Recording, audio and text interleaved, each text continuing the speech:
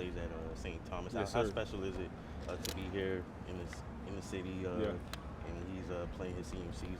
Yeah, honestly, I'm really excited about being able to watch him play because for the last, I don't know, however many years, I haven't been able to see him play in person. I had to wait till it was online or watch him play 7-on-7. So the fact that I get to show up for him on Friday nights and be able to see him in person is definitely exciting. What part of his game do you see him having that you have yourself? Uh, I think just his passion for the game.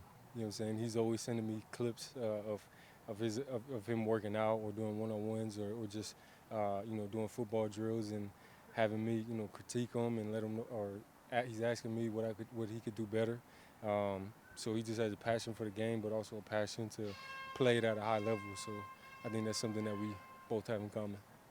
And we know in this offseason, a lot of people talking about physicality with the team and how tough everybody is. It's kind of a soft-spoken guy, but you showed a little bit of grit out there and got with that block. Tell me a little bit about what was going through your head with that.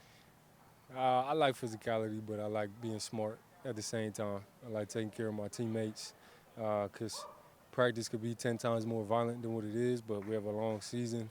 Um, so, certain decisions that people make, they'll get me fired up.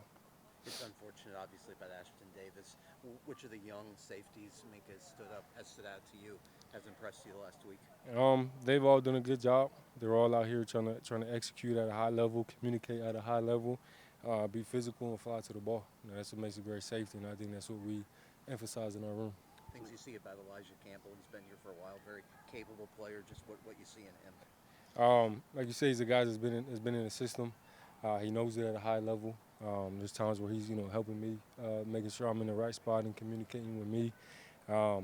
He's a versatile guy. He could play the nickel, he could play dime, he could play safety, and I think having versatility is a great quality that he has. Some of those periods with the defense, I think blitzes have been pretty dominant for you guys. What stands out to you about the pressure that he has for having to send so many guys out on the perimeter? Yeah, I think the fact that he sends pressure in so many different forms. Some places they send two or three the same guys. Here it could be literally anybody, and it all comes from a similar look. So I think when offenses are lining up and they see us, they know that it could come from any direction, and I think that gives them a little bit of angst and has them play a little bit more on their heels. Are the quarterbacks kind of communicating to you guys how difficult that's been for them to pick up out here? More so with disguises that we throw at them. Less so that's more so the offensive line and stuff like that. So more so about disguises. When you have such young group of players out there, cornerbacks and safeties, how much of a challenge is it for the veteran like yourself to make sure that everybody's on the same page?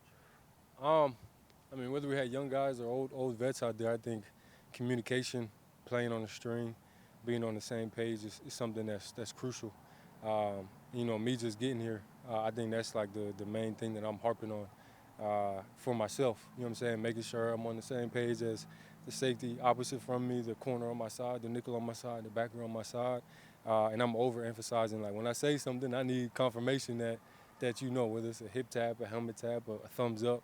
I need to know that you know uh, that you received what I said. Because last week you mentioned the leadership role that you hope to eventually feel more comfortable in taking.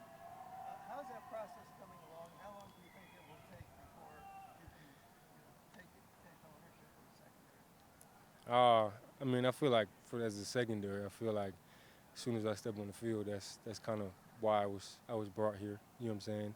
I was more so speaking as a whole of the team when I said stepping into that leadership role slowly. You know what I'm saying? So it's a process. It's a day by day thing. It could be 1 week. It could be 1 year. You know what I'm saying? But like I said, it's a process, day by day thing.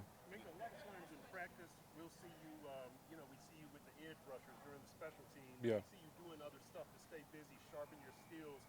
Where does that start, and where is the payoff, do you think, on the field for that? Honestly, it started for me when I was in college.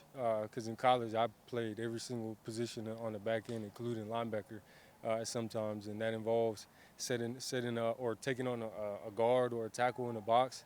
Sometimes that means I'm rushing off the edge and I got to work against a tackle. And I'm not doing those things every single play or every day, But when I'm called to do those things, I want to be able to do them at a high level and not have the excuse of, oh, I'm a DB, I shouldn't win this rep. You know what I'm saying? Everything I do, I want to do at a high level. So whether it's 5 minutes every day working with some elite edge rushers, I'm going to do that. You know what I'm saying?